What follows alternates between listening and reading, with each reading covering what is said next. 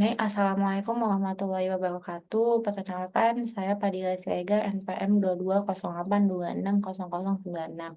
Baik, pada kesempatan kali ini saya akan mempresentasikan terkait dengan materi blok obstetrik, yaitu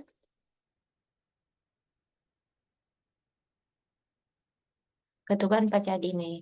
Jadi apa sih itu ketuban pecah dini? Nah, ketuban pecah dini ini ya pecahnya selaput ketuban sebelum waktunya persalinan.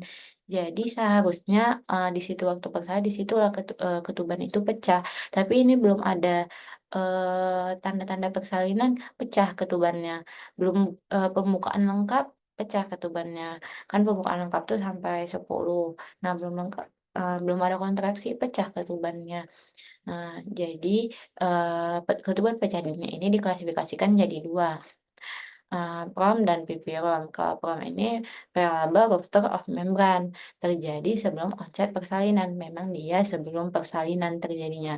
Tapi kalau pipirom ini di bawah 37 minggu, jadi sebelum, minggu kehamilannya masih 34, 35 gitu, 36, pecah ketubannya, itulah dia pipirom.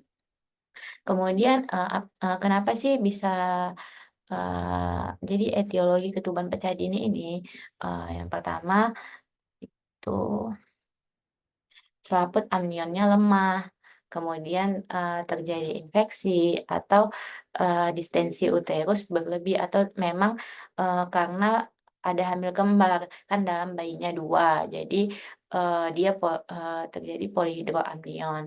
Kemudian, tindakan sirkulasi atau amniosintesis, makanya bisa terjadi ketuban pecah dini.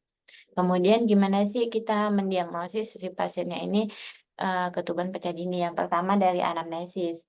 Dari anamnesis kita ketemukan bahwa pasiennya ini memiliki riwayat keluar cairan dari vaginanya. Nah, cairannya ini biasanya, jernih, bisa berbau, bisa tidak. Nah, kalau biasanya masih di awal itu, cairannya jernih, tidak berbau. Nah, kemudian kita lakukan pemeriksaan spekulum. Pada pemeriksaan spekulum kita dapatkan cairan ketuban tampak mengalir keluar dari serviks, kemudian tampak menggenang di fornix posterior. Kemudian gimana sih kita mengkonfirmasi bahwasanya ini ketuban yang pecah? Nah, kita lakukan pemeriksaan nitrogen test. Jadi nanti, akan, berubah warna kertas lakmusnya. Kemudian, kita lakukan Ferning test. Nanti dia, ada gambaran pakis gitu. Kemudian, kita lakukan pemeriksaan USG untuk menilai indeks cairan amnionnya. Nah, setelah itu, kalau misalnya tata laksana gimana sih kita tata laksana pada, ibu yang terkena ketuban pecah dini. Nah, kita lakukan, manajemen ekspektatif atau manajemen aktif atau terminasi kehamilan. Nah, eee, jadi sebelum memberikan tata laksana, tentukan dulu usia kehamilannya dan keadaan janinnya.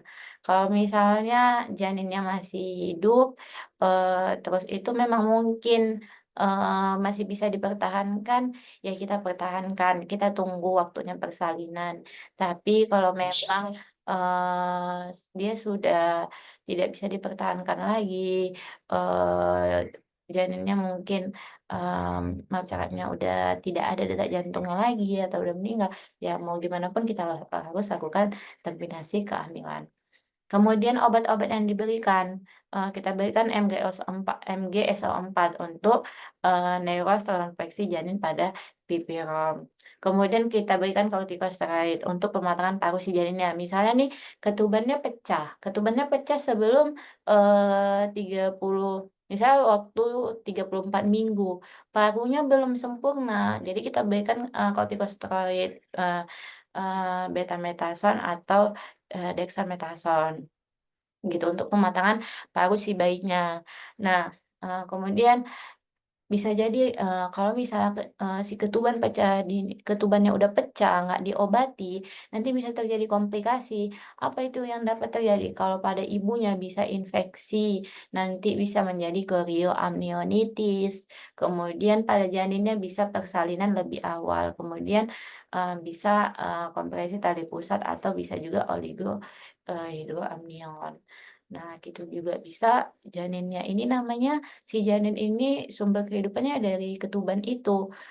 Kalau misalnya contohnya kayak, ikan nggak hidup di air, ya mati kan ya, gitulah. Jadi, ini memang mesti betul-betul kita perhatikan pada ibu yang memang ketubannya sudah pecah. Janinnya mesti ibunya mesti kita kontrol tuh DJJ si janinnya setiap waktu, supaya kita tahu keadaan janinnya gimana, gitu. Terus itu, kita juga perlu tuh periksa darah lengkap, si ibunya nih udah infeksi nggak, jadi leukositnya udah meningkat nggak, gitu.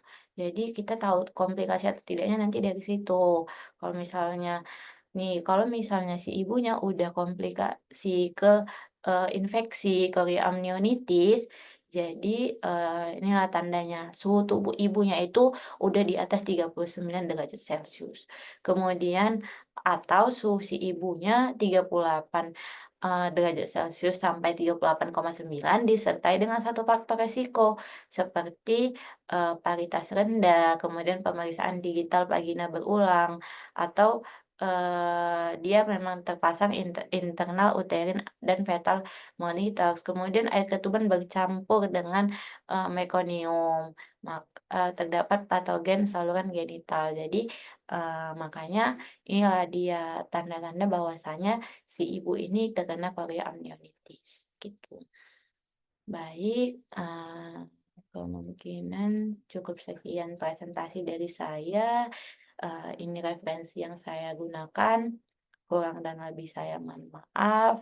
Saya akhiri dengan, wassalamualaikum warahmatullahi wabarakatuh. Subhanakallahumma wa bihamdika asyhadu an la ilaha illa anta, astaghfiruka wa atubu ilaik. Terima kasih.